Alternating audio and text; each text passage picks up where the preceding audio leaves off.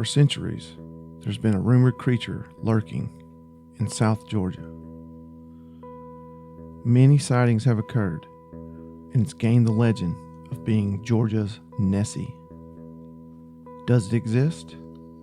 Can we prove it? You're listening to the Mysterious Podcast. Tonight we bring you the case of the Altamaha Ha.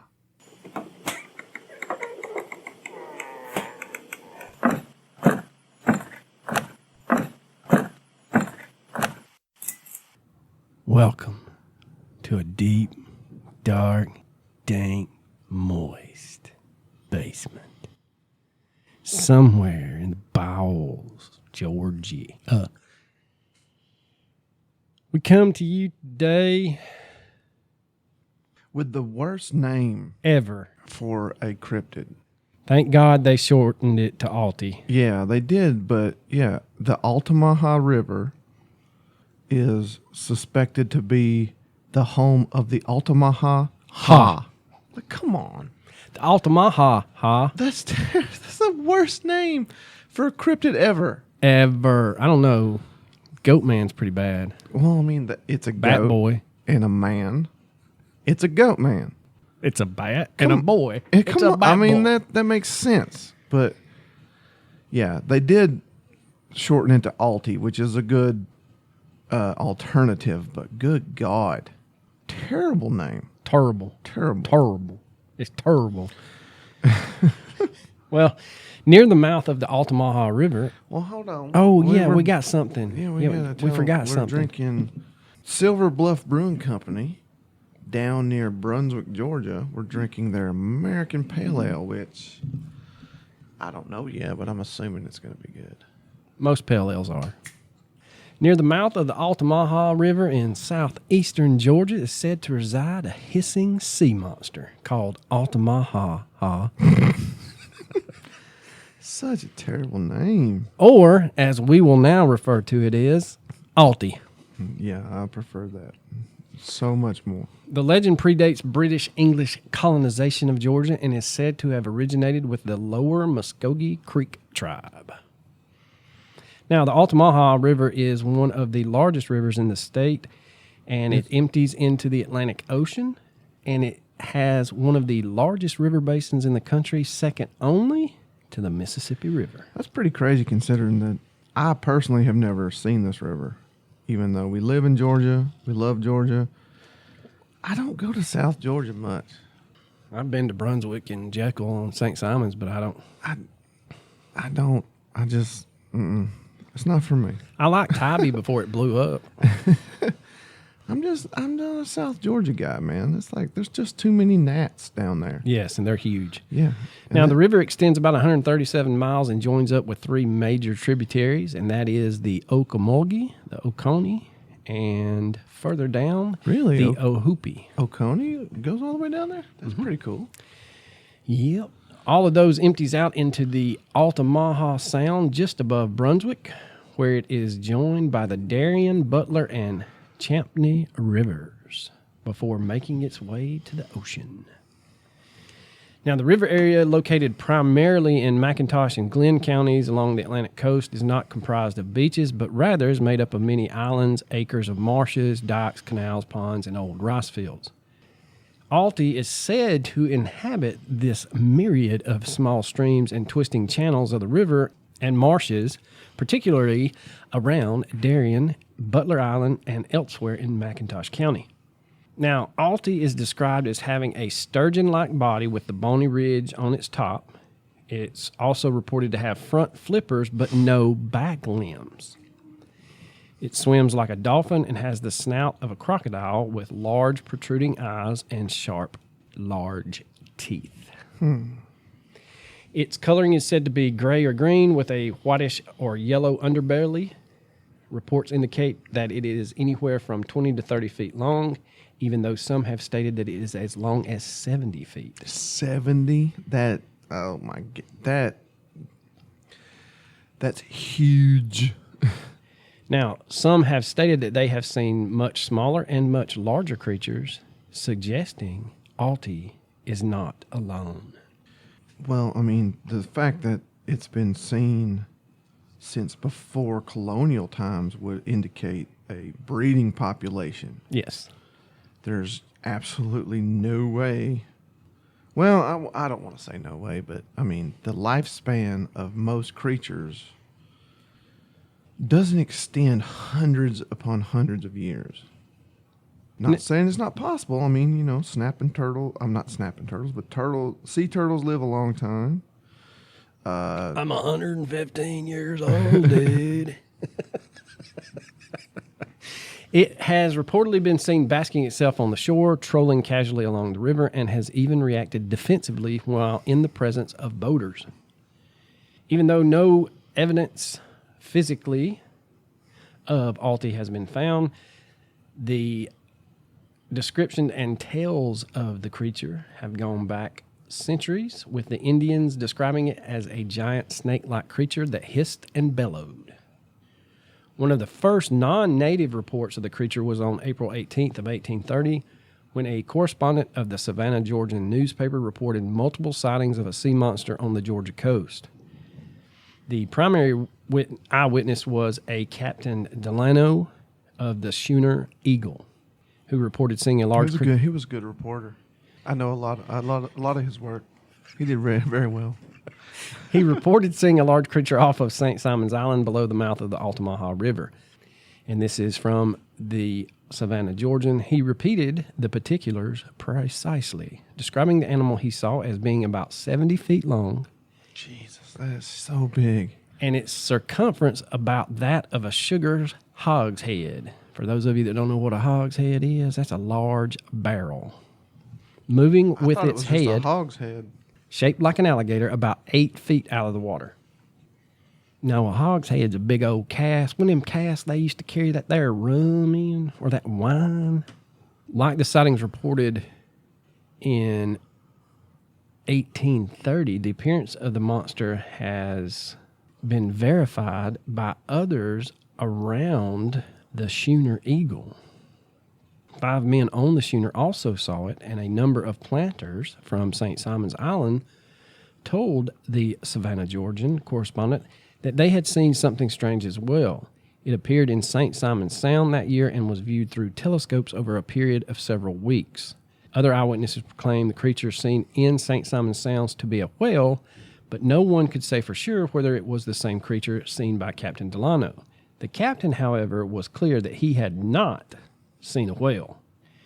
Captain Delano states that he is acquainted with all kinds of whale and that he never saw but once before, about 4 years since, off Doughboy Bar, a monster similar to the one he described previously, according to the Charleston Mercury, March 29th of 1830.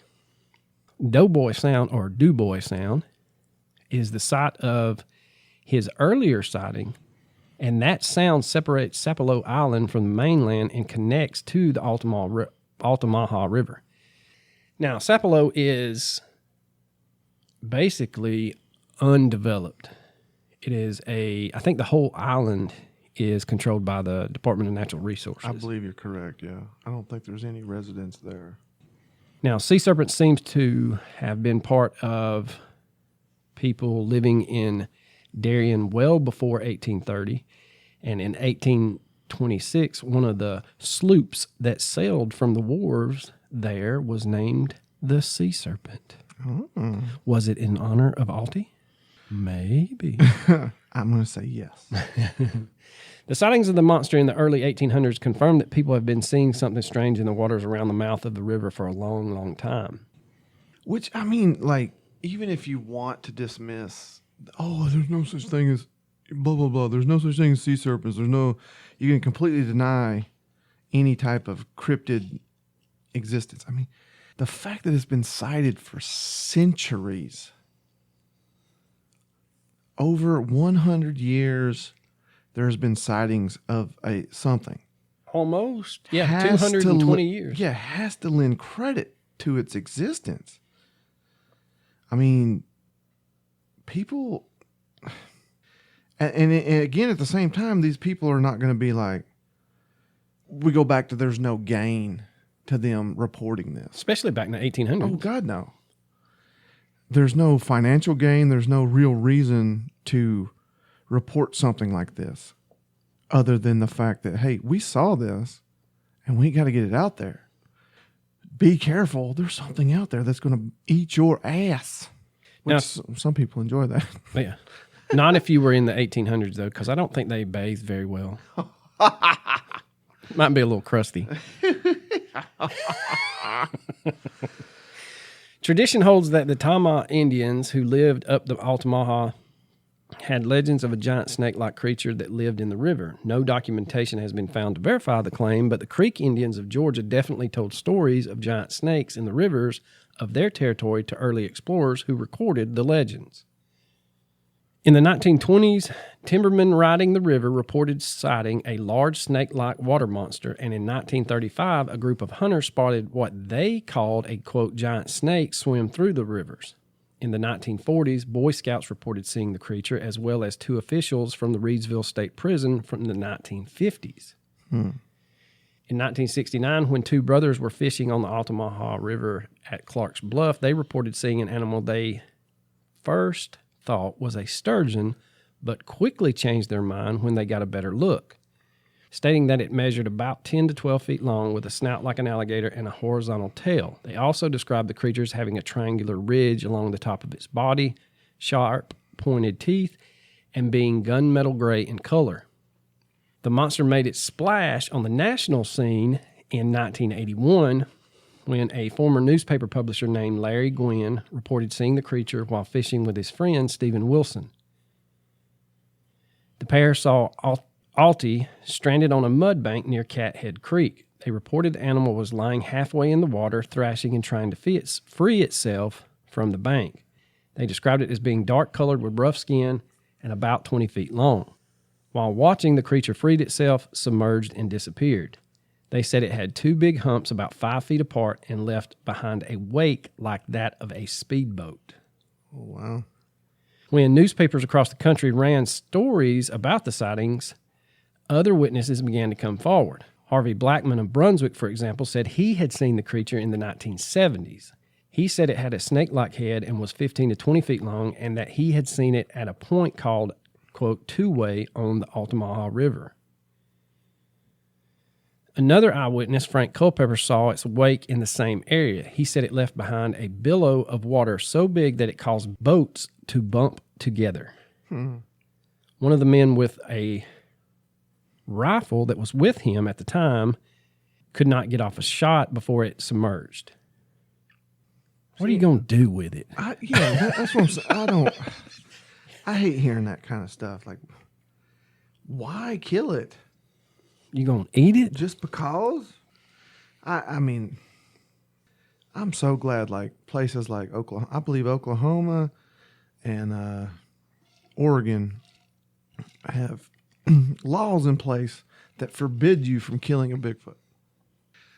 I think Washington State does too now. Probably.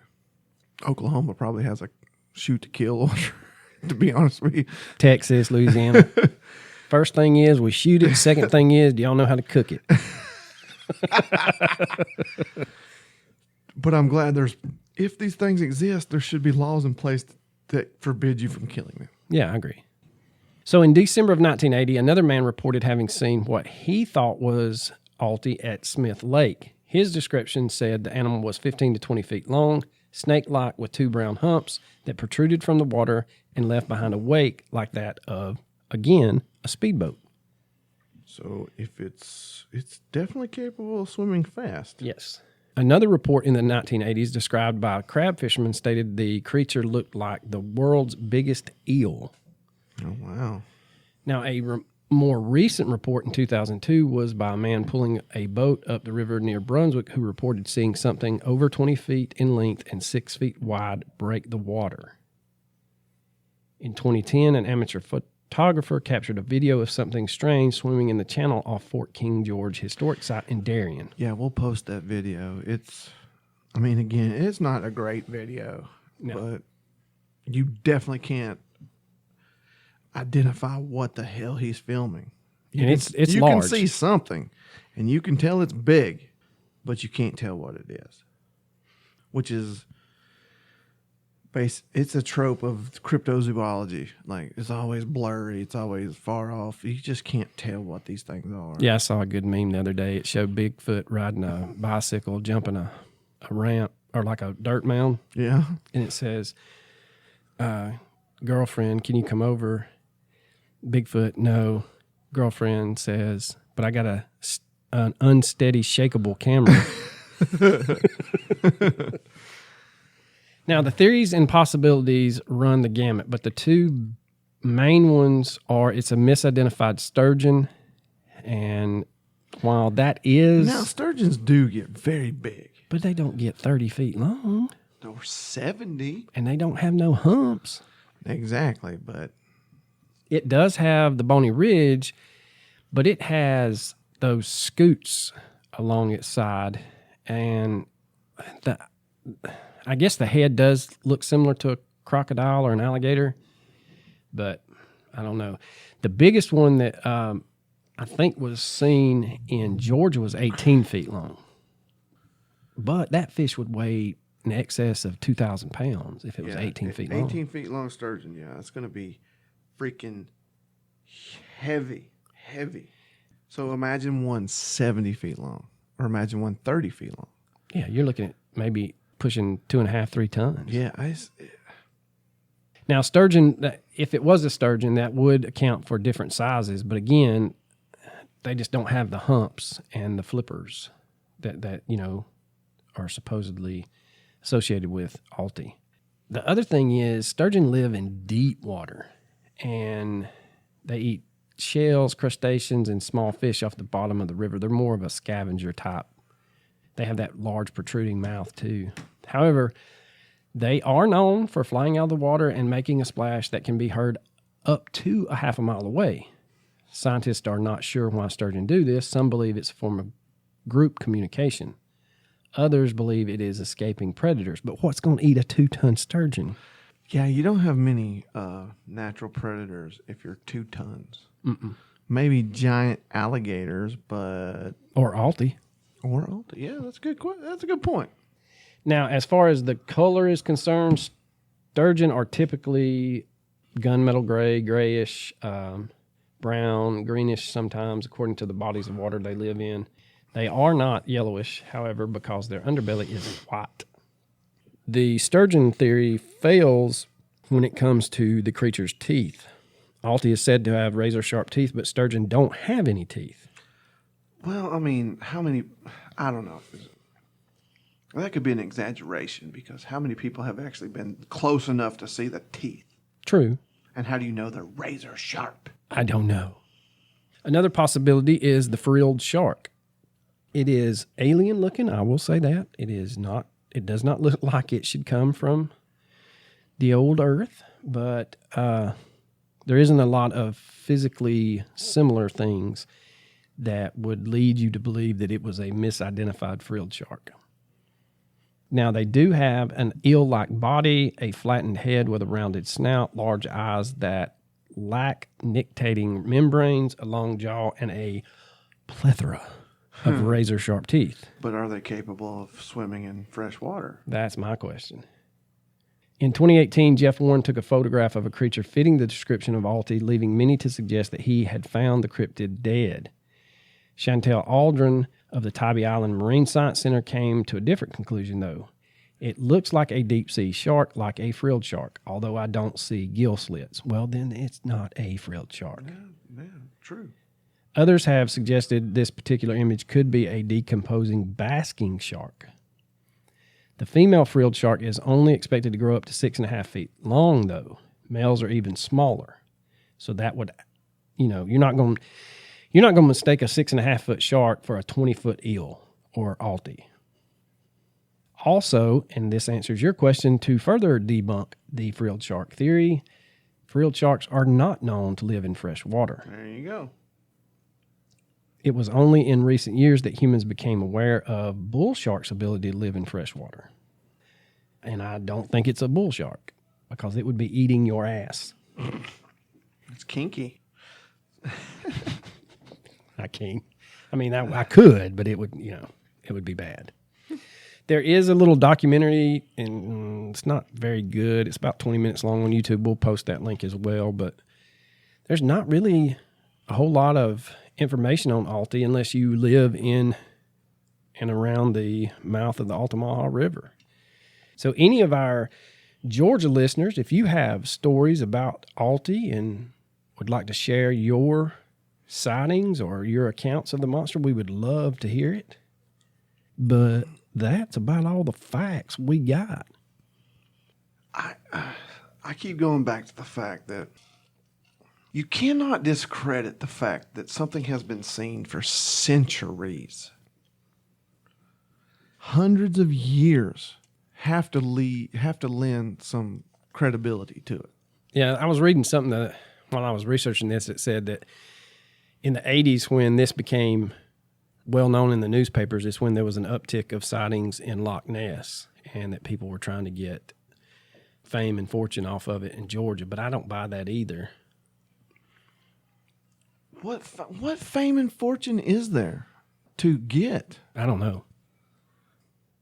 Yeah, like you said, there's just not a lot of fame coming to these people. Name one person that's gotten rich Off Alti. from any cryptid sighting. I mean, we talk Patterson Gimlin. I don't think he got rich, did he? He never got rich, but he got famous.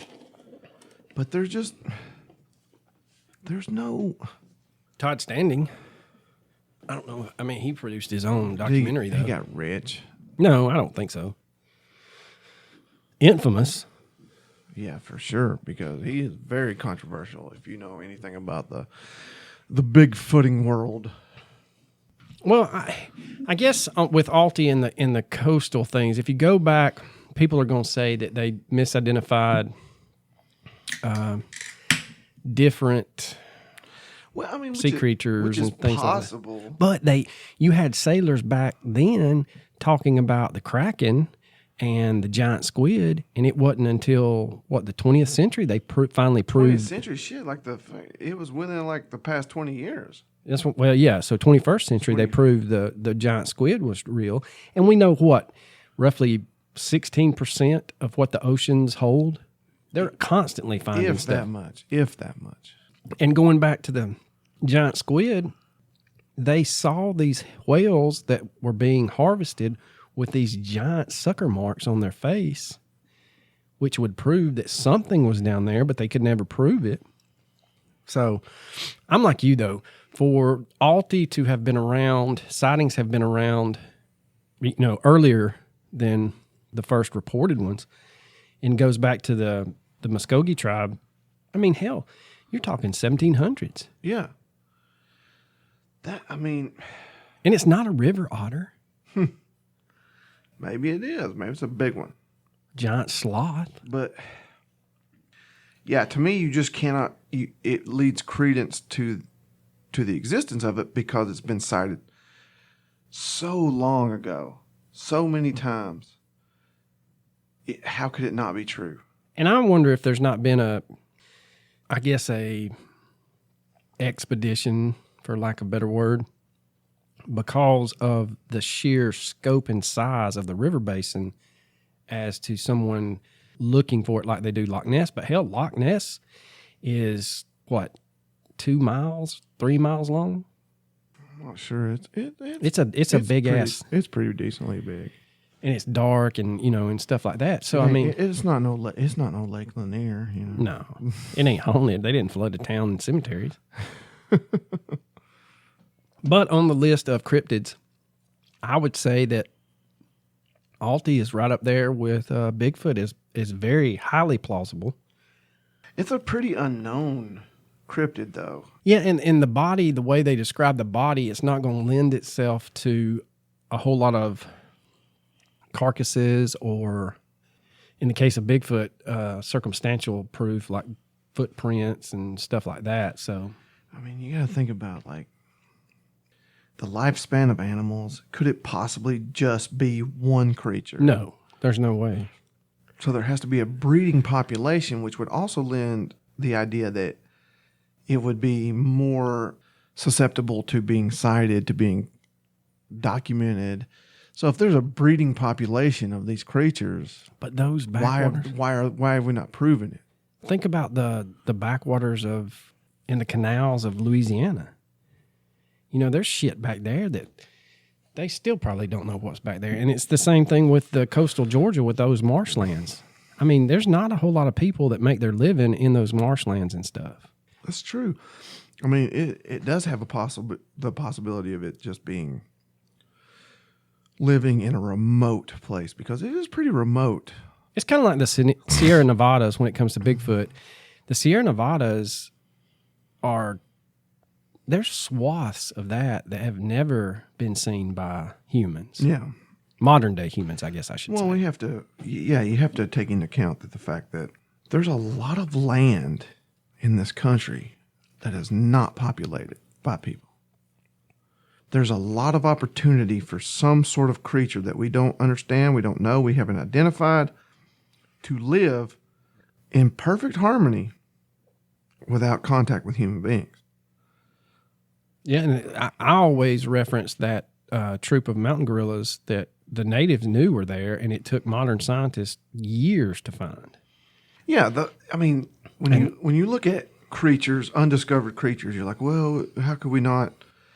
Yeah, the mountain gorilla used to be a myth. The panda bear used to be a myth. The forest elephants.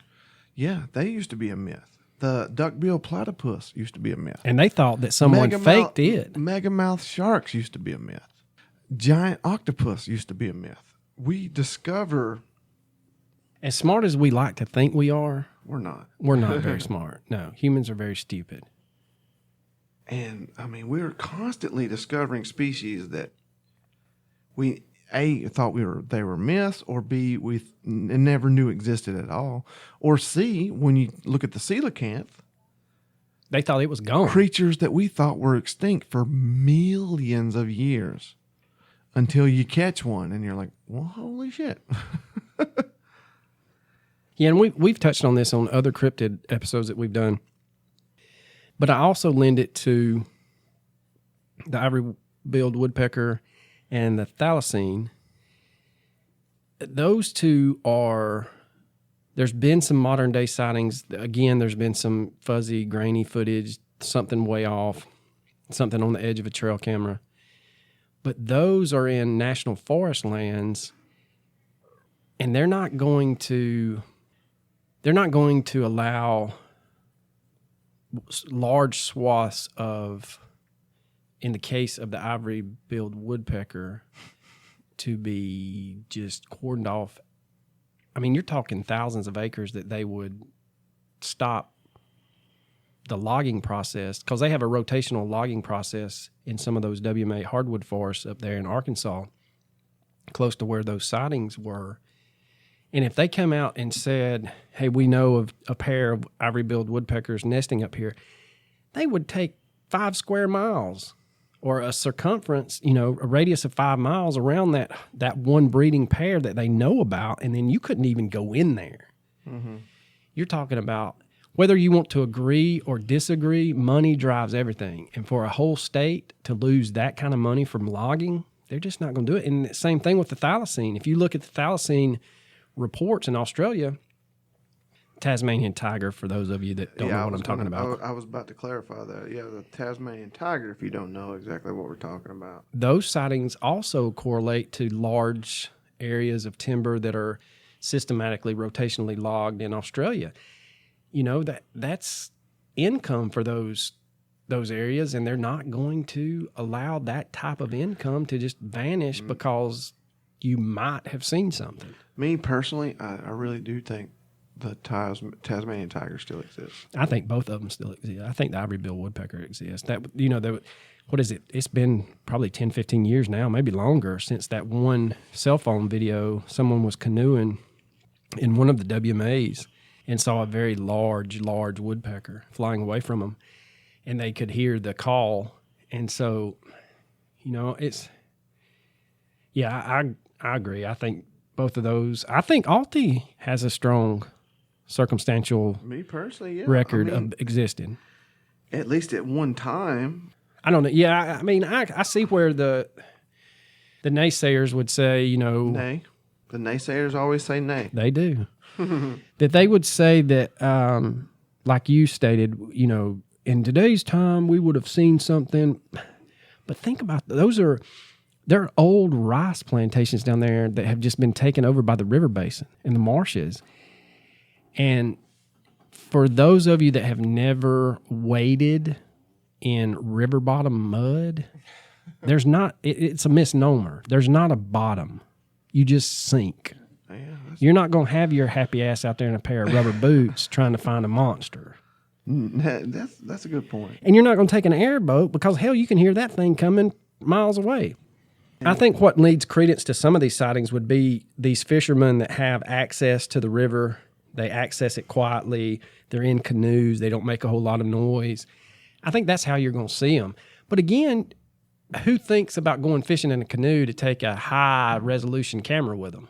Yeah, that's a good point. That's a great point. And I know everybody's, well, you got a camera in your cell phone. Yeah. I tried to take a picture of a deer one time that was 30 feet away from my truck, and you couldn't even tell it was a deer. So, yeah, I mean, as advanced as cell phone technology is, if you get beyond 10 feet, it's pretty shitty. yeah. It does not and will never compare to a high-resolution camera. No, and I think about there's things when I'm driving, and I've sent you some of them, pictures of these idiots with bumper stickers or sayings on the back of their car or something like that. I mean, I gotta get on the guy's ass. I gotta zoom up, and I somehow have to position my phone on the steering wheel without wrecking and take a picture that is not blurry. Just think about doing all of that when you see something that you shouldn't see, that your mind is saying, no, there's no way that exists. So it's just my 2 cents. I mean, you make a good point. This has kind of turned into a cryptid cast than it has more about Alti, but... Well, I mean, why not? Why shouldn't it be? Alti's a cryptid, so... Well, let's just keep going, because, hell, we do this for our pleasure most of the time. What other cryptids do you think? We did this at the top 5 that we think about a couple... Hell, maybe 4 or 5 months ago, but we both agree that Bigfoot exists. We both agree the Tasmanian tiger exists. Well, I mean, that's not I wouldn't classify it as a cryptid because it has been classified. Yeah, the thylacine is not a cryptid. Yeah, yeah, it's not a cryptid. It's an extinct animal. Well, there was that show. Supposedly extinct. There was that show where was it Extinct or Not or something like that. The guy was a wildlife biologist, and he went around the world he would find these. I've never heard of that. I want to say it's on Discovery Plus. I should look into it. If I find it, I'll send you the link. But he actually found some previously, extinct animals that still lived. So that's the thing, though. People don't understand the time, the effort, the amount of money it takes to really research, set up these kind of expeditions. I mean, you're talking about something. If you lived, what's that habituation site in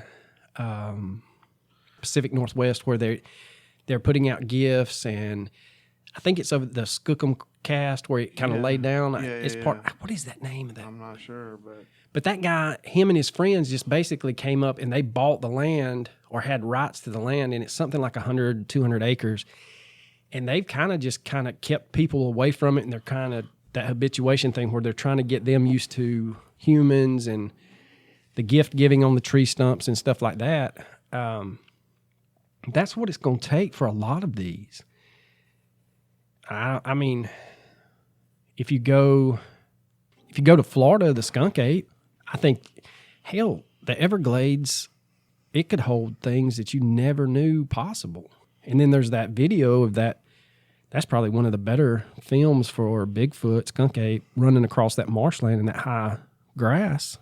Yeah, and that guy's like staked out for months just to get that footage. Yeah. According to him, But I think that's what, people lose sight of when it comes to cryptids or things that they thought were previously extinct. It takes a lot of time and effort. It's a marathon in that situation of trying to prove something like that. Is there anything else that strikes you that may still exist or is not extinct? This is going to sound crazy, but I would say something that may possibly still exist in the vast Siberian tundra I agree with you. would be the woolly mammoth. There's shit in Siberia.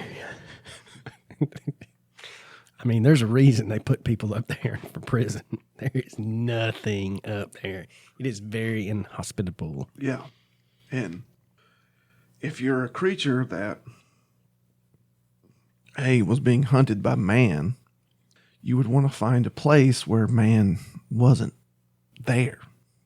And I would assume that they trekked into the Siberian tundra and it's unexplored. There's vast regions of that place that's unexplored because we just can't tolerate it. So if I would to guess, if any extinct animal still existed, I would say woolly mammoth, very far north into the Siberian tundra. What do you think? I agree. I agree with the gentleman sitting across from me. But as far as cryptids go, Bigfoot number one, man. It's just there's too much evidence to support its existence. Well, and I saw a thing on that Expedition Bigfoot about if they could have cast that footprint they found at the end of season 2 when he discovered it, because the video of it, I mean, it is extremely detailed. If they could have cast it then, you would have seen more dermal ridges on the toes and the foot pad. They even found dermal ridges on that, though, when they cast it 8-10 hours later. I haven't seen it. Why could they not cast it at the time? He, for those of you that have not seen it, just fast forward for about 45 seconds. But for those of you that have, you'll know what I'm talking about.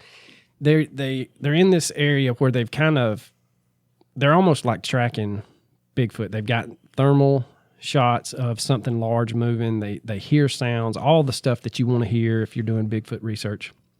And so the one guy, the ex-military guy, he takes the ridge and the other two stay in a draw, and he comes across this old train trestle. And so they walk out there, and him and his cameraman are there, and all of a sudden his cameraman starts losing his shit. And he tries to spin as fast as he can, and he can't. And he's like, look. And then by the time they looks and gets his camera, stabilized, there's nothing there. He's like, man, it's huge. It's black. It's either black hair or black fur. It's a black bear or something. And he's like, the only way down is to rappel off this bridge. So he rappels off this train trestle into a creek bottom. By the time he gets everything set up and rappels down, it's dark. Mm-hmm.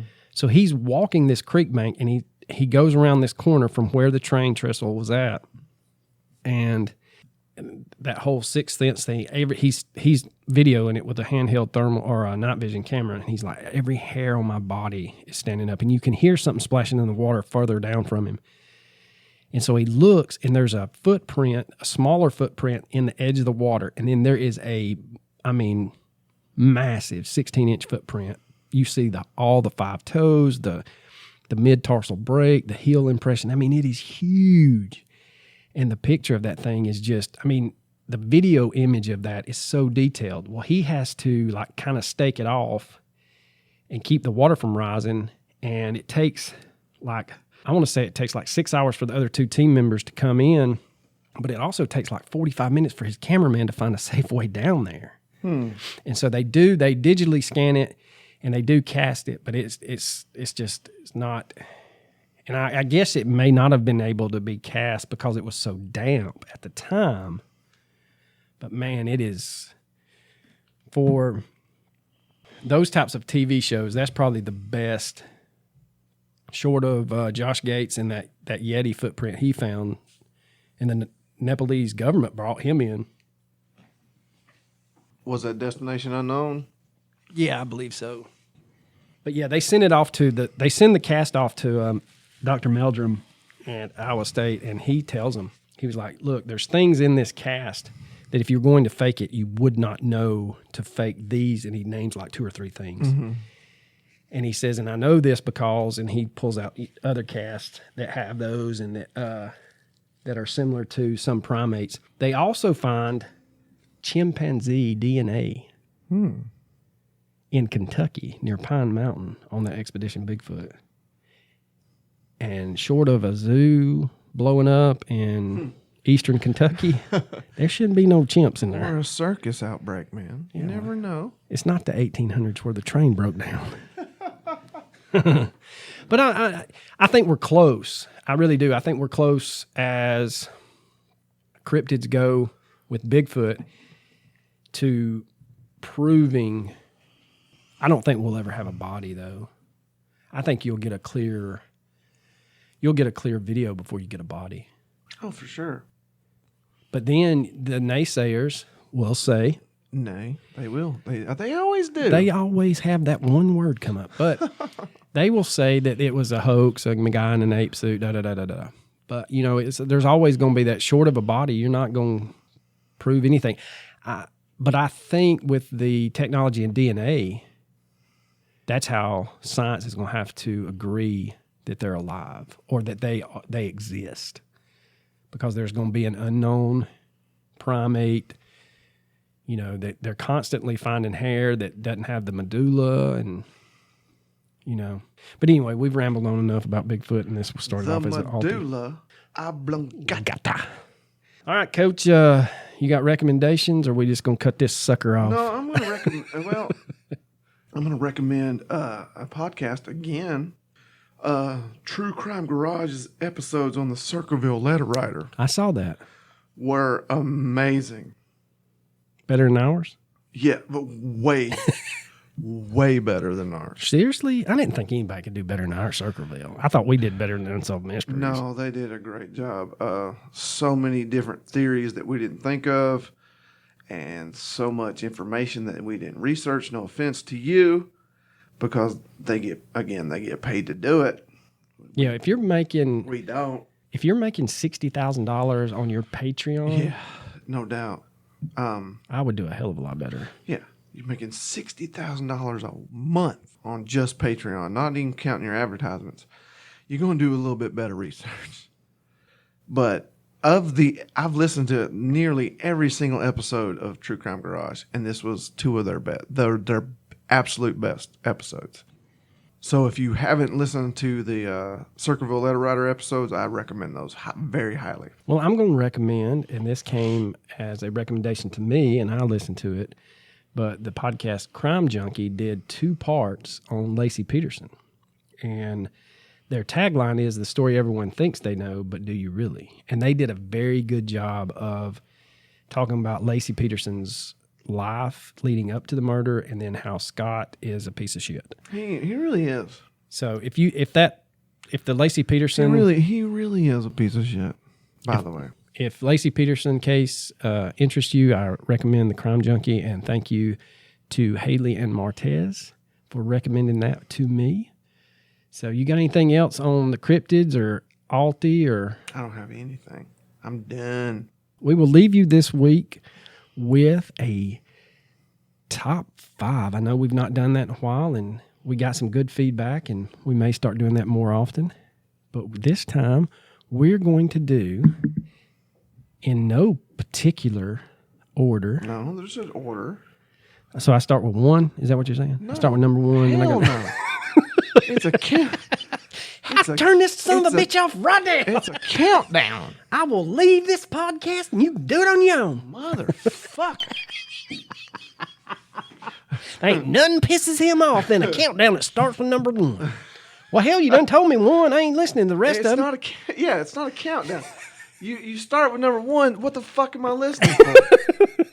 Fuck the fuck. What? No. If I go on a YouTube page and it's a countdown and they start with number 1, I'm fucking out. I'm done. I don't listen to anything else. I don't care.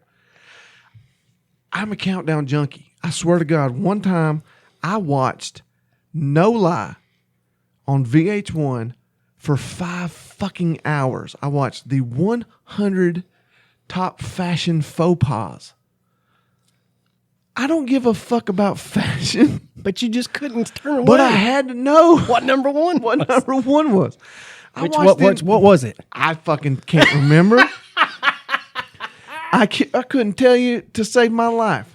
But I fucking promise you, My wife and I sat there. She's like, "Why are we watching this?" I'm like, "Shut up. We got to know."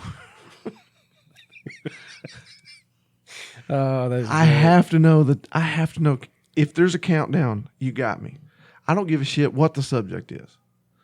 The top 10 ways paint dries. I'm in. So no, we're going 5-1. Okay. So this is the top 5 wrestlers, greatest wrestlers of all time, in our opinion. Our opinion. And I know we're going to piss some people off, but that's okay. That's our job. So I will start us off with number 5, in my opinion, is Stone Cold Steve Austin. Number 5? Holy shit. Are you kidding? No. That low. Okay. All right. That low?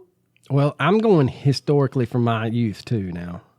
You may disagree with me. Yeah, you're much older, so you're probably like fucking Lou Thez or Bruno Sammartino because you're an old fucker.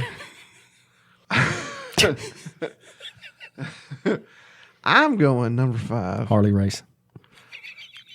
Arn Anderson. Yeah, there you go.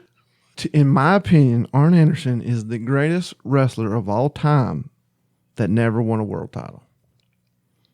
You can talk about you Mr. Perfect, you Rick Rudes, all that bullshit. Arn Anderson is the greatest wrestler of all time that never won a world title. Period. End of sentence. Okay. Number 4 for me is The Rock. Really? Yeah. Oh, God, I cannot disagree with you more. I mean, he's good. He's great.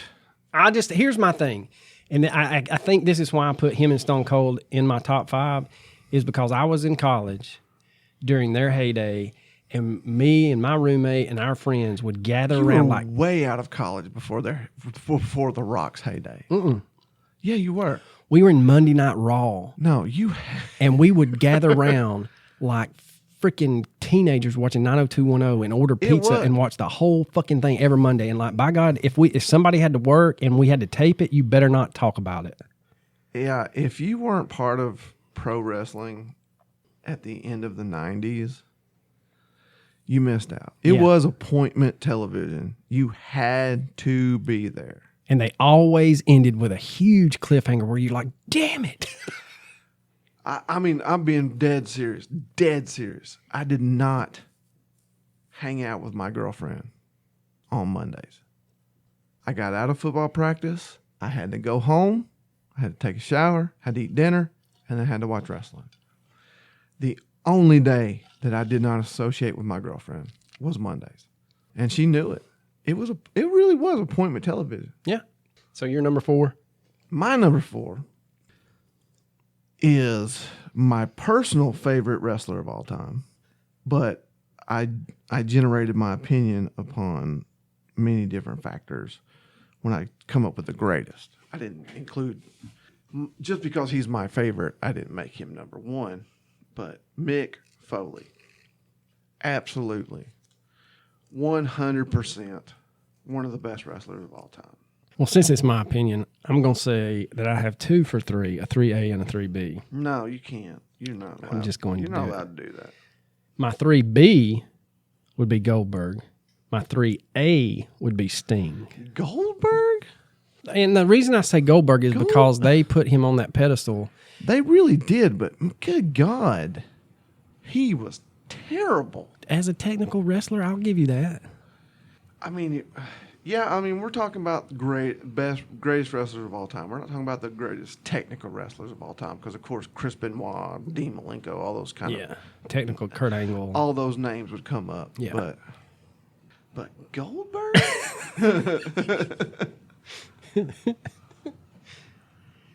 Shit. All right, you're number 3.